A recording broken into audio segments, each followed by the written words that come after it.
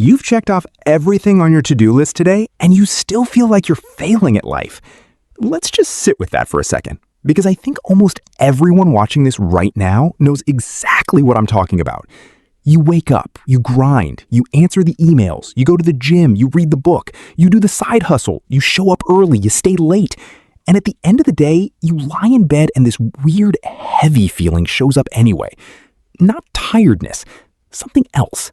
Something that feels a lot like being stuck. And here's the part that messes with people the most.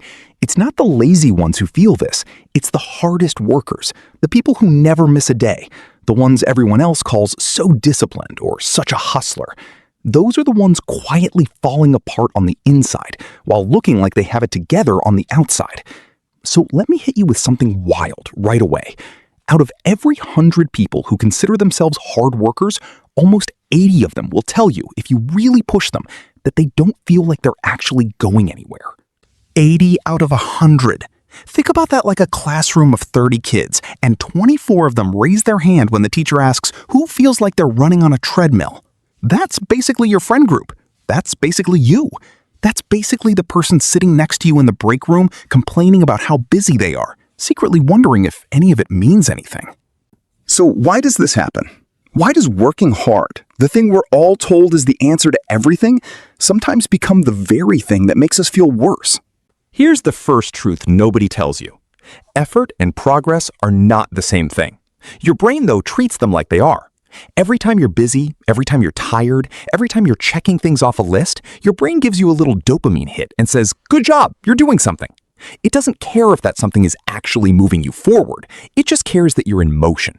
So you can spend 10 hours a day in motion and end the year in the exact same place you started, and your brain will still convince you that you were being productive the whole time because it felt like effort.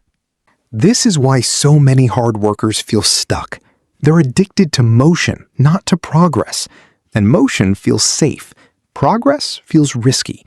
Progress means making a decision, cutting something off, saying no to a paycheck or a relationship or a habit that isn't working. Motion just means staying busy enough that you never have to make that decision. Now, here's where it gets even more twisted. A lot of people use hard work as a hiding place. I'm not talking about everyone, but I bet a good chunk of you watching this right now know exactly what I mean. If you're always working, you never have to sit still long enough to ask yourself the terrifying question, is this even what I want? Because as long as you're grinding, you get to tell yourself a story. The story sounds like, I'm just building right now, or this'll pay off eventually, or I just need to push a little more. And that story is comforting because it means you don't have to face the possibility that maybe the direction is wrong, not just the amount of effort. Working hard becomes armor. It protects you from having to look inward. It's socially rewarded too. Nobody questions the person who's always busy. People praise burnout like it's a badge of honor. Someone says, I only slept 4 hours last night. I've been slammed. And everyone around them nods with respect instead of concern. So you keep doing it. Not because it's working, but because stopping feels like admitting something is wrong. And admitting something is wrong feels scarier than just running faster. Let's talk about another reason this happens, because this one is sneaky. A lot of people confuse exhaustion with worthiness. Somewhere along the way, without even realizing it, they started believing that if they're not tired, they don't deserve good things. If success comes too easily, it feels fake. It feels like it doesn't count. So subconsciously, some people actually sabotage the easy paths and choose the hard ones because the suffering feels like proof that they earned it. That's a rough one to hear, but if you think about the times you made something harder than it needed to be, you'll probably recognize it. Now, let's get into something that most people never even consider, which is the comparison trap that hides inside hard work. When you're constantly grinding, you're also constantly comparing your grind to everyone else's highlight reel. You see someone posting their new car, their new job, their vacation, and your brain instantly does the math. I work just as hard as them. Why don't I have that? But you're comparing your behind the scenes to their front stage. You don't see their failures, their family money, their timing, their luck, their setbacks that got edited out.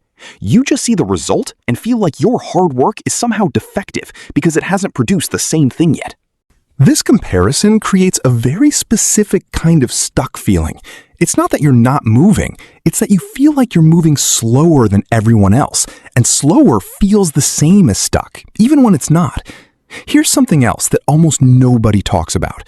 Hard work without clarity is just noise. Picture someone rowing a boat as hard as they possibly can, muscles burning, sweat everywhere, giving it everything they've got. Now imagine they're rowing in the wrong direction. From the outside, it looks impressive. From the inside, it feels like effort. But they're getting further from where they want to be, not closer. That's what happens to so many hard workers. They never stopped long enough to check the direction because stopping felt like failing. So they just kept rowing, harder and harder, wondering why the shore never got closer. This is the trap. Working hard feels like the responsible thing to do.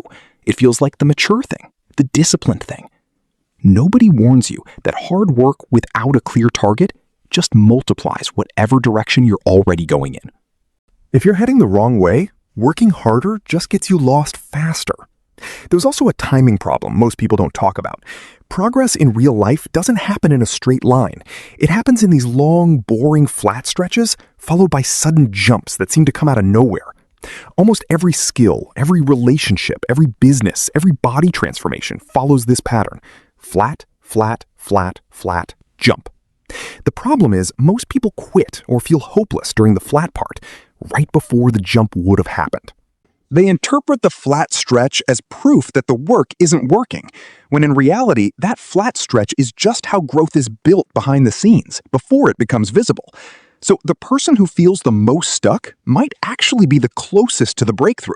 They just can't see it yet, because breakthroughs never announce themselves early.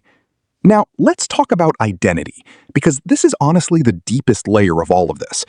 A lot of people don't just work hard for outcomes. They work hard because being the hard worker has become who they are. It's their whole identity. If they stopped, even for a week, they wouldn't know who they were anymore. So the grind isn't really about the goal at that point. It's about protecting a self-image. And when your work becomes your identity instead of a tool you use, you stop being able to tell the difference between rest and failure. Taking a break starts to feel like losing yourself. That's an exhausting way to live, and it's a huge reason so many hard workers feel stuck, even when they're technically doing everything right. Here's something that might sting a little.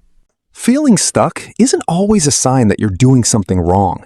Sometimes it's your mind's way of forcing you to slow down and actually look at what you're building, because you were too busy to check before. The stuck feeling isn't the enemy. It's more like a warning light on a dashboard. Most people respond to that warning light by pressing the gas harder. Few people respond by actually pulling over and popping the hood. And that right there might be the entire difference between the people who break through and the people who stay exhausted for years. It's not about working harder. It's not even really about working smarter, even though that phrase gets thrown around a lot. It's about being willing to stop long enough to ask uncomfortable questions. Is this actually working? Am I doing this because I want it or because I'm scared of what happens if I stop? Am I rowing towards something or just rowing so I don't have to sit still with myself?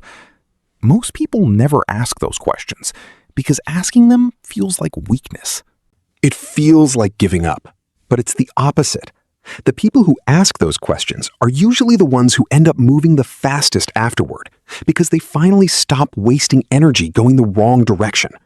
So if you're watching this and you recognize yourself in any part of it, that heavy, tired feeling even though you're doing everything right, that quiet fear that maybe you're just not cut out for this, that constant comparison, that identity wrapped up in being busy, you're not broken, and you're not lazy, and you're definitely not alone. You're just someone who's been rowing so hard, you forgot to check which way the boat is facing. And maybe the real problem was never that you weren't working hard enough. Maybe the whole time, you were just working hard at something that was never designed to make you feel found in the first place. If this video gave you something to think about, you can support the channel by buying me a coffee through the link in the description. Every bit helps me keep making these.